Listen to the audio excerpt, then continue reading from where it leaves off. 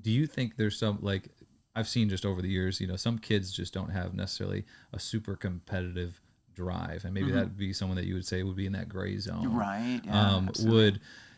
Is it possible to develop a competitive drive? It is, Yeah. and how so? And I think yeah, like I think the thing is, how do we, kind of balance that, balance that energy, balance like that why and that intensity of what's going on. Certainly, like, as a coach or as a sports psychologist, I can't kind of want it for them, but if we can help them to tap into what is fueling them and what's important for them, you can build that. Right. I think sometimes though we also, like, we can kind of like miscalculate a little bit, like. I think sometimes we might think that, like, oh, like, wanting that drive becomes this intensity and this will to win and that kind of stuff.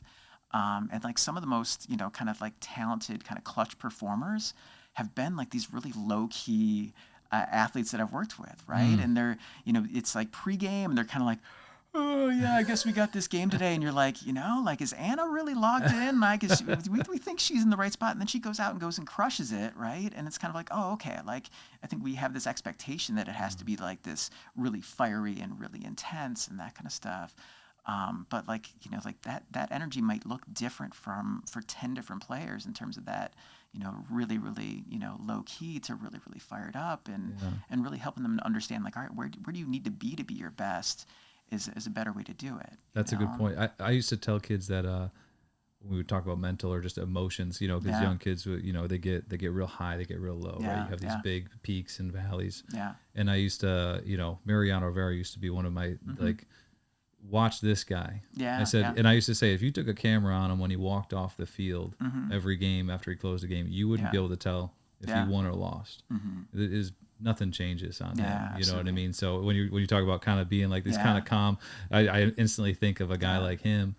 And then on the other side, you have guys like a Pedro Martinez, and I don't know if this is something you recommend, but he talked a lot about his the scenario that he would play in his head in order to, when he was on the mound, he used to have this scenario that they were gonna, his mom was held captive, and they were gonna, if he didn't strike this guy out, life or death, like that, and he would get himself in that mode to get him amped up. I mean, I don't think Mariano had that mindset, but I could be wrong. Maybe that's what he was thinking, and he just wasn't showing that. Yeah. Is that beneficial to kind of create scenarios? Do some people need to create those scenarios to get there? Yeah, and like need to kind of have this thing, like, be a little bit ticked off, to be a little bit upset, right? Like a little bit fired up to kind of be their best.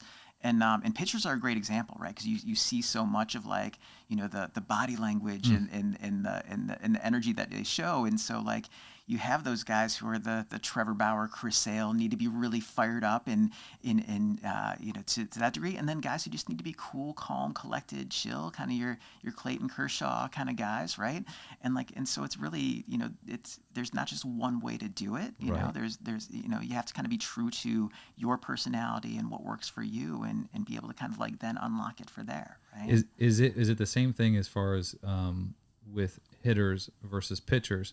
Do you approach them differently, or from the mindset it's a similar thing and it's just tapping into the individual? Yeah, I think it's really kind of tapping into that individual piece, right? Because there are these guys like, forget this guy.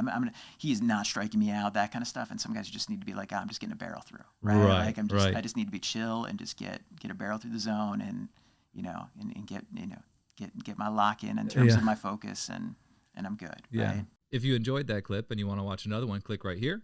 And if you want to watch the full podcast, click right here. And don't forget to like and subscribe if you find this content valuable.